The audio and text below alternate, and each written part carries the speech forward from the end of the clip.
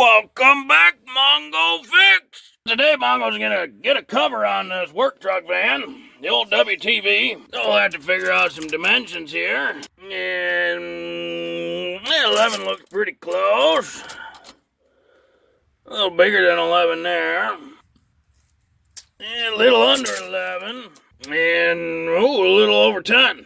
I found a couple pieces of angle iron here, so Mongo's gonna do what he does and wing it. Gonna do a couple at 11 and a couple at 10 1/4. You know, because winging it's the best way that Mongo does stuff. I had to cut out a bit more foam. It's sitting on these higher ribs right now, and that's okay, because we're gonna fill the rest with that sealer.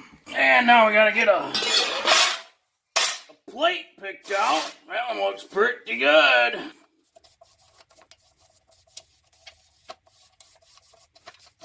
Gonna want to cut it out a little bit bigger than that, so that way it sits on the edge there, where the strength is.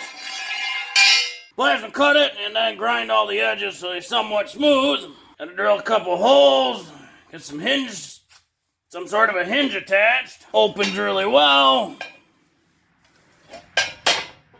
Really wasn't a lot of measurements to nothing. Mongo's big on just winging it. Well, the first thing you gotta do is actually drill the holes in the floor there.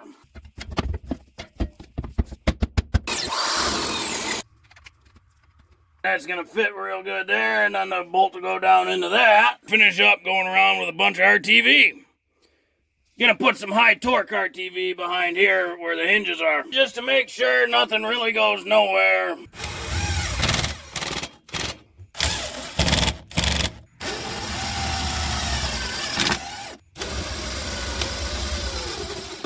Mongo let that dry all night, and let's take a look, see what we got here.